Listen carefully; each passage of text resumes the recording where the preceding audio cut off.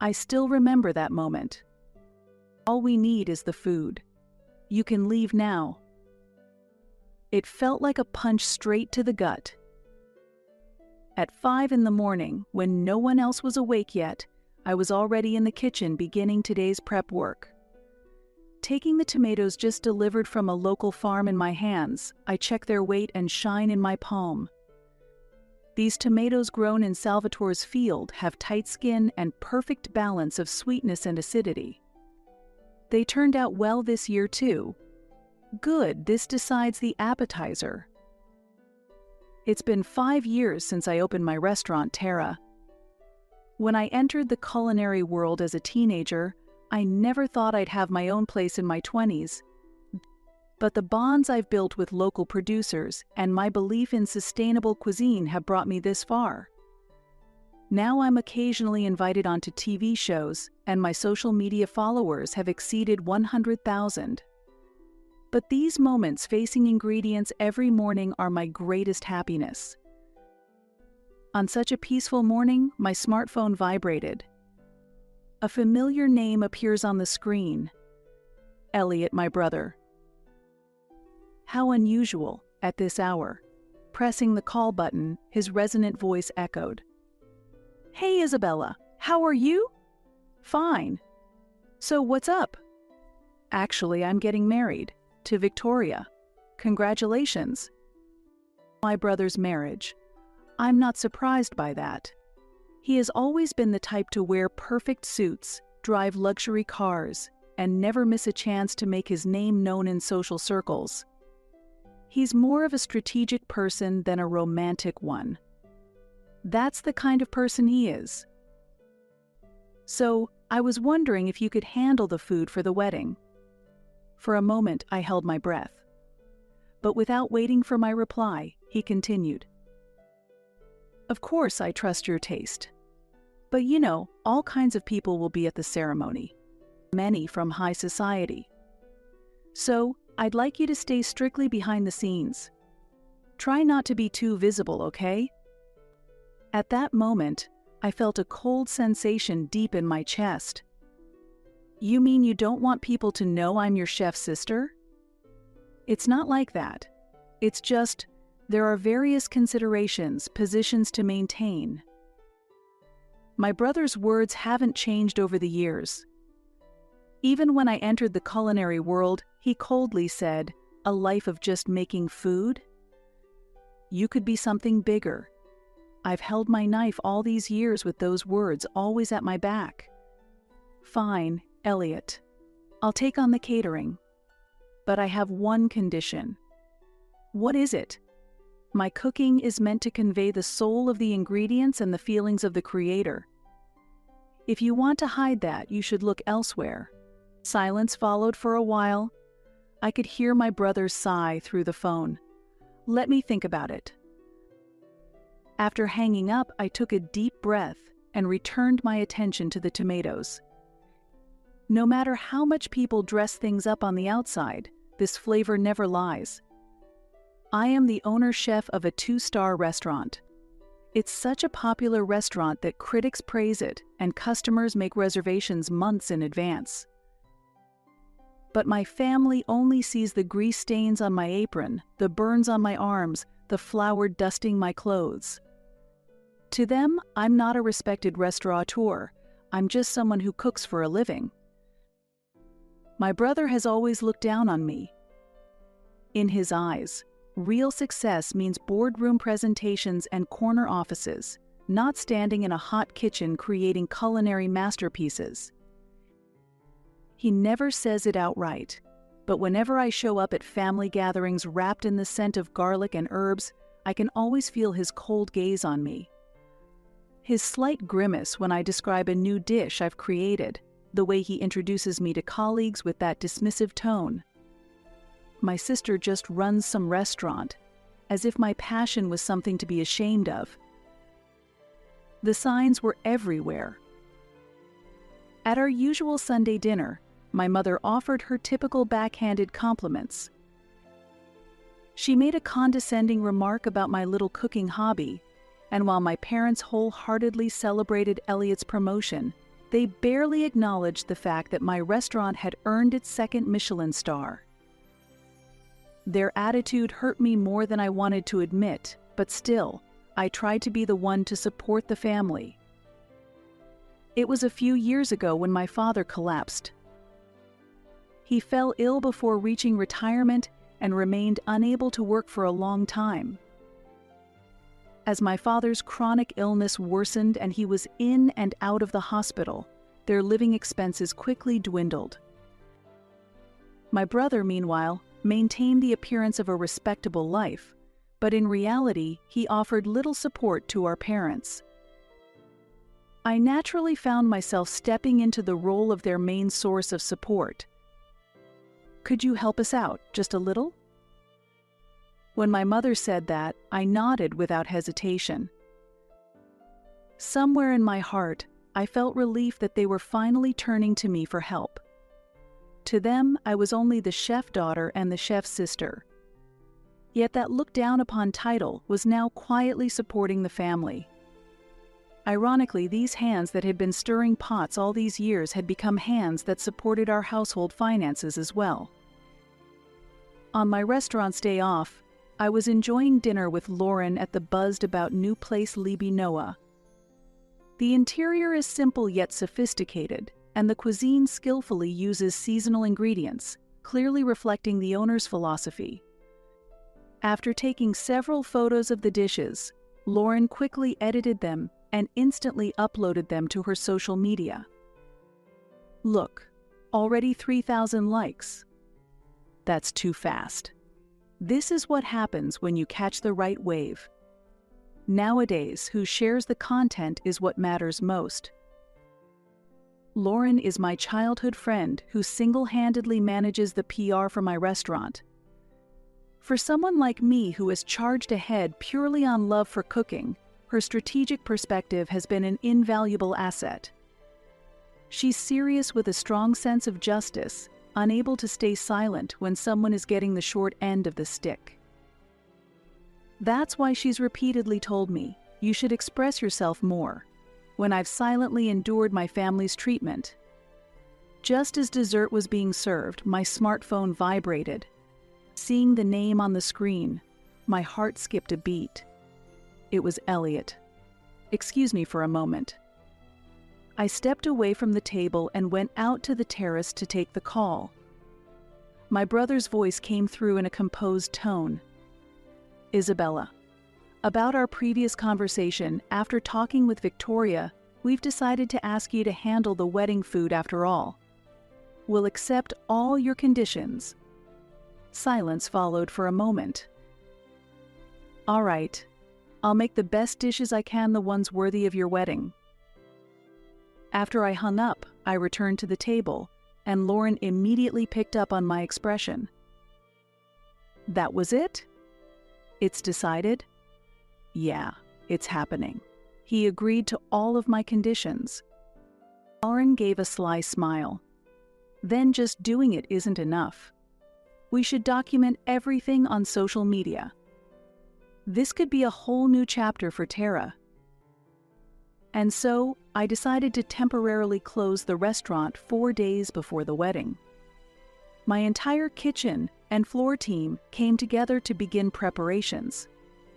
All the ingredients came from trusted local producers. Each dish on the menu carried a story. For the appetizer, I created a chilled tomato salad using the cherry tomatoes my brother and I used to pick in our backyard as kids. The main dish was a rosemary lamb roast, his childhood favorite, the one he always begged our mother to make. I added my own techniques to the nostalgic flavor, turning memory into craft. While we were prepping in the kitchen, Lauren looked over at me as I placed rosemary on the lamb. "This is Elliot's favorite, isn't it?" "Yeah. He used to love this scent when he was little. Whenever he wanted Dad to praise him, he'd ask Mom to make this." "That's kind of a touching story," she said softly. "I don't know what he thinks about it now. But if some part of him still remembers, that's enough for me." For dessert, I chose the chocolate tart I had made on my own for the first time. I'd failed the baking time again and again, and Elliot used to tease me, saying it was too sweet. Now I've perfected it with bitter cacao and a touch of salted caramel for balance. Lauren handled everything: delivery checklists for the venue, the kitchen's hour-by-hour schedule, team assignments. She organized it all. "Hey Isa, I got a great shot," she said during a short break, holding up her phone. It was a photo of the appetizer plates arranged on the table, with my profile in the background, lit by natural light. "Can I post this one?" "Sure, just don't say too much about my brother." "I know, but can I share how you feel about making this?" "That part deserves to be told." I gave a small nod, because that feeling, that quiet message in my food, was the only thing I really wanted to say. On the morning of the wedding, I stood in the kitchen before dawn, finishing the final preparations. The tomato salad for the appetizer, the lamb roast for the main course, the chocolate tart for dessert. Each dish came together as planned. Entrusting the final touches to my trusted sous chef and the team, I changed clothes and headed to the venue. In the depths of my heart, there was a faint flicker of hope. Today was a milestone for the family. Maybe, just for today, I would be welcomed as a sister too. At the reception desk, I gave my name, and the staff looked slightly troubled. "Isabella, I'm sorry, but I don't see your name on the guest list." In that instant, I felt something freeze inside me. I'm the one who prepared the food, but I was told I would also be attending the ceremony. Just as the staff was about to say something, I heard my brother's voice behind me. "Isabella, what are you doing here?" I turned to see Elliot, dressed impeccably in a tailored suit, a frown between his brows. "What do you mean?" "I finished the prep work, so I came to attend the wedding." "If you've finished the cooking, then your job is done." "What?" "All we need is the food. You can leave now." His words were like ice. "Are you serious?" "There are important clients and people from high society here. Honestly, your presence would stand out, and that's a problem." "So you're embarrassed because I'm the chef's sister?" Elliot looked away in silence. That was his answer. "Then why did you even ask me to cook?" "Your cooking is undeniably excellent. But here, appearances are everything." I stared at his face for a moment. There was no brotherly kindness, no trace of familiarity in his eyes. Only cold calculation to protect his own status. "I understand. Then I'll act accordingly. I fulfilled my responsibility as a chef. But I no longer need a seat at the family table." I turned my back to him and left the venue. There was an eerie stillness deep in my chest. Some part of me had sensed this might happen. Still, I felt a twinge of regret for not being able to let go of hope until it came to this. I left the venue, got into a taxi, and immediately took out my phone and opened my social media account, took a deep breath, and typed out the truth. "Everyone, how would you feel if your family treated you as just the person to make the food?" Today I was tasked with preparing the food for my brother's wedding. I closed my shop for the day and spent 4 days preparing the food. I also provided financial assistance for the wedding. But when I arrived at the venue, they wouldn't let me in, telling me all we need is the food. Now go home. I won't stand for my work and myself being treated as separate anymore. As soon as I pressed the post button, I could see the responses spreading rapidly. Likes started coming in, comments flowed, and retweets spread like wildfire. A few minutes later, my phone rang. It was Lauren. "Hello, Isabella? Is that post really true? It's true. I wasn't even invited. My brother turned me away at the reception, saying, "We just need the food." I could hear Lauren gasp on the other end of the line. "You've got to be kidding." I wish I were, but it's reality. It made everything clear. They only wanted to use me. Lauren was silent for a few seconds, then finally spoke in a low, cold voice. "You're canceling the food?" "No," I said firmly. "I'm not canceling the food." Lauren was quiet again. "Why not?" "Because no matter how he treats me, I still take pride in my work," I said, my voice steady. "The guests didn't do anything wrong.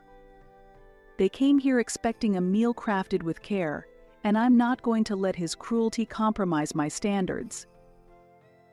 There was a pause. Then Lauren sighed softly. "You're incredible, you know that?" I smiled faintly, even though she couldn't see it. "Thanks, but right now I just want to do what I believe is right." "Got it," she said. "If you need anything at all, you call me, okay?" "Okay." And with that, she hung up.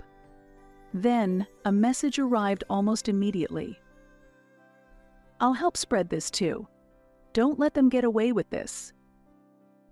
Lauren shared my post with her over 100,000 followers, adding the following message. "A talented woman being unfairly treated by her family. This is the truth behind the wedding. We must raise our voices." Little did I know, this would trigger an unexpected ripple effect. After that, I was sitting in a corner of the kitchen at my restaurant, holding a cold herbal tea in my hand, staring blankly at the floor. The days spent on preparation, the team's efforts, and the thoughts put into the dishes, everything had been dismissed with a single word: unnecessary. The harsh reality tightened deep inside my chest. Overwhelmed with frustration and anger, I made a call on the spot to cancel the payment for the wedding dress. I had partially funded my brother's wedding, doing everything I could to support not only the food preparation but also financially. As for the wedding dress, the original plan was to pay only the deposit and settle the rest on the day of the wedding, but I called it off. I realized I had only been used for his convenience. I couldn't forgive the fact that I had been treated like nothing more than a useful tool. When I hung up the phone, I heard the sound of the back door opening, followed by hurried footsteps approaching. "Isa?" I turned around to see Lauren and the staff returning from the venue. Everyone looked tired, but there was a hint of excitement among them. Daniel, the floor chief, opened his mouth energetically while carrying some items. "Hey, Isabella, you have to hear this." It was unbelievable. "Huh, what happened?" First, the bride started yelling in the dressing room because the dress hadn't arrived. Then, the guests started leaving one by one. Apparently, some people who saw the posts on social media were really angry, saying this treatment is wrong. "Yeah, it was complete chaos," another staff member added. Elliot just went completely silent. The bride cornered him and yelled, "How could you have let your sister pay for everything and then kicked her out of the ceremony?" They said the dressing room went into full panic mode from that moment. The wedding dress never showed up, and the invited guests, who had seen the posts on social media, began canceling their attendance one after another. The venue staff were overwhelmed, handling the constant influx of cancellations and inquiries. "It's like a storm," the staff muttered quietly. Lauren let out a deep sigh before speaking. "We were all shocked when we heard the wedding was ultimately called off. It didn't seem like Elliot intended to stop the ceremony, but most of the guests had already left, Even the bride eventually walked out. I stayed silent for a moment, letting her words sink in. The wedding being canceled, the overwhelming sense of betrayal from my own family, and the strange feeling of freedom that had begun to grow inside me ever since that moment, all of it swirled within me, and somehow, amid it all, I felt a sense of clarity. "Isabella," but Daniel began softly, his voice steady. "It's a shame you couldn't be there to see what happened, but there's one thing that became really clear through all the chaos. Without you, the entire wedding couldn't stand. No one could hold it together for Elliot, but your food, Isabella, your food, had captured everyone's heart. That's what we all felt the most. Actually, it wasn't just us who enjoyed the food you had prepared, it was also shared with the venue staff, and everyone was saying, 'We feel so lucky to have tasted something this delicious.'" They were truly moved. I smiled, nodding deeply as I replied, "Thank you, Daniel. And I truly meant it from the bottom of my heart." Lauren slowly sat down next to me. "Because you raised your voice, it finally got through. If you'd kept silently enduring, no one would have understood. But today was different." I gave a small nod. The tears no longer came. But deep inside, I could feel something quietly unraveling. My brother, who had been so obsessed with having the perfect wedding, was now standing in the midst of the chaos he had wanted to avoid the most. It was ironic, but it was also just a small fraction of what I had silently endured without saying a word. Thinking this, I quietly took a sip of my herbal tea. After that, the staff began tidying up the equipment and gradually returned to preparing the restaurant for service. Despite the chaos that had unfolded at the wedding venue, we were able to move on to our next task without missing a beat. As I walked toward the kitchen, I suddenly paused. It struck me then this whole experience had truly set me free. Free from my family, free from the weight of the past. Now, I simply take pride in my work and keep moving forward. And in that, I realized that alone is enough. When I opened the kitchen door, the team was already back in motion, focused and hard at work. I stood there quietly for a moment, my eyes fixed on the dishes in front of me. This is my world. No matter how turbulent things become, this is where I belong. Continuing on the path I believe in, that is the most important thing to me now. The next day, before starting preparations for lunch, my phone erupted. Elliot called. I ignored it. Second attempt. Ignored. Then Mom. Then Dad. By closing time, my phone showed 12 missed calls blinking accusingly on the screen. Still, I kept ignoring it. The next morning, I woke to my phone practically screaming with panicked messages. Elliot, what the hell are you thinking? Pick up the phone. Did you cancel the dress payment? You've completely ruined the whole wedding. What are you trying to do? Mother Isabella, I can't believe you'd do something like this just because you weren't allowed to attend the ceremony. Apologize to Elliot. Father, I thought you had more sense than this. I expected you to handle it quietly. Taking it public like that, that's simply not the right way. I stared at my phone, a bitter laugh slipping from my lips. Not a single apology.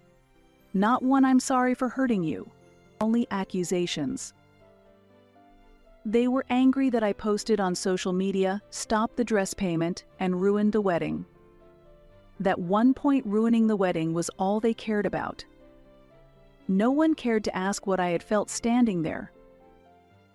No one even tried to see it. They were simply dumping all the inconvenient truth onto me. With trembling fingers, I called Elliot. He picked up before the first ring had even finished. Finally, what the hell were you thinking? His voice trembled with emotion as he shouted. Leaning against the kitchen counter, I felt strangely calm. Could you be more specific? Don't play dumb, he snapped. You ruined the entire wedding. Did I? I replied with deliberate ease. You posted weird stuff on social media. You canceled the dress payment. What are you trying to do? He shouted, his voice raw with anger.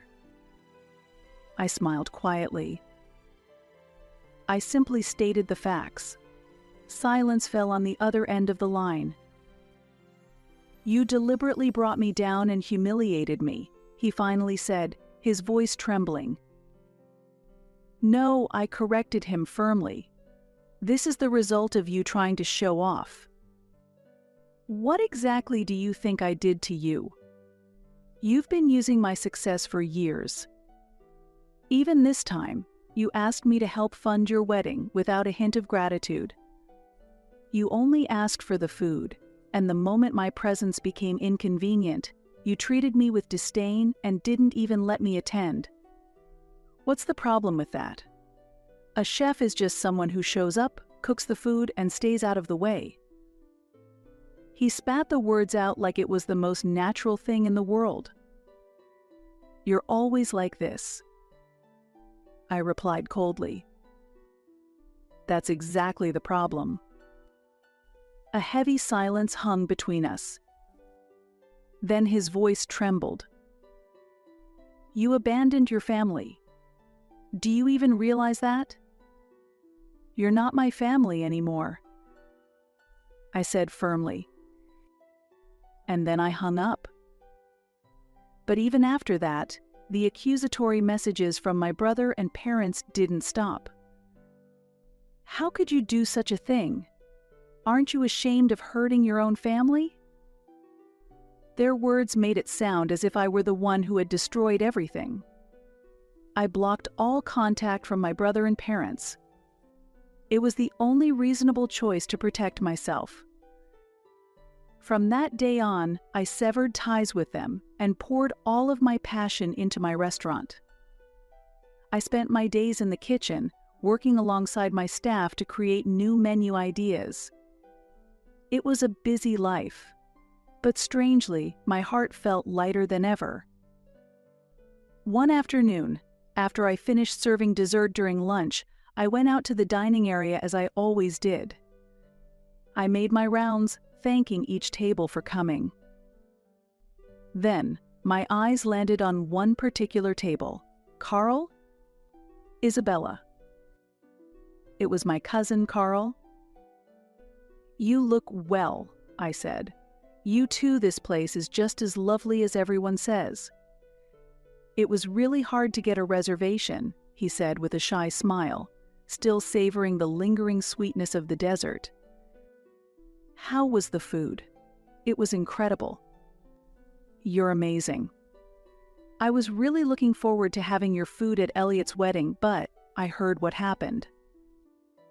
His voice dropped slightly, like he was about to share a secret. Actually, Elliot and Victoria called off their engagement. I see. I wasn't particularly surprised. I just listened quietly. That whole wedding incident, did you know it made the rounds online and in the news? The headline was something like, "Renowned chef kicked out of brother's wedding." The public didn't stay quiet about it, Carl said with a complicated look on his face. He lost a lot of trust at work, too. I heard his colleagues and bosses say a lot to him.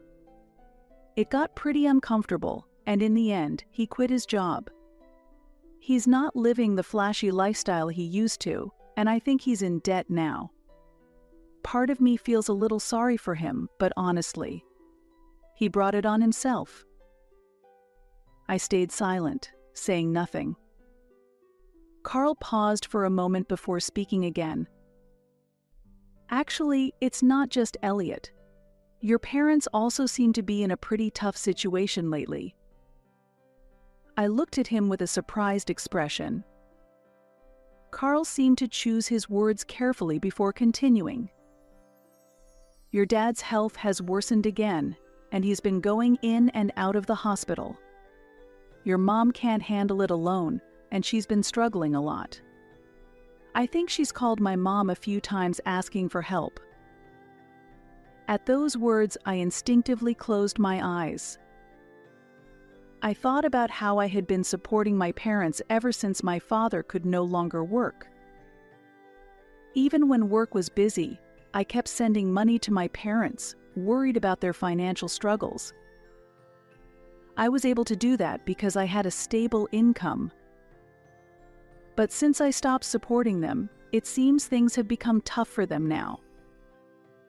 Your dad's medical expenses are putting a strain on their finances, and your mom's been taking on extra work. But Elliot is overwhelmed with his own issues, so they can't rely on him." Hearing this, I let out a quiet sigh. Since that day, I had decided that I would no longer provide any further financial support to my parents. I sometimes found myself questioning if that decision had been the right one. Carl continued. "That's why, right now, they can't borrow money and be able to pay it back. They're getting more and more tired, and they don't know what to do." A whirlwind of complex emotions stirred deep inside me. While my heart ached knowing my parents were struggling, part of me, deep down, remained calm as I thought about everything I had sacrificed. In the end, I had chosen my own life. "Still, you don't need to worry about it. You've done enough already," Carl said quietly. "Thank you," I couldn't help but smile.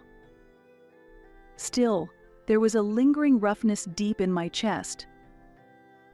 Even after hearing about my brother and parents' downfall, I no longer felt pity or anger. Only the quiet ache from that moment remained. Rather than focusing on what he had lost, I found myself thinking about what I had managed to protect. My pride, my work, and myself. There was no longer any need to forgive nor to hate. My life is now on a path completely separate from my family's, and I am moving forward steadily and on my own terms. After my online post was picked up by the media and I became known to many people, reservations have always been fully booked even months in advance.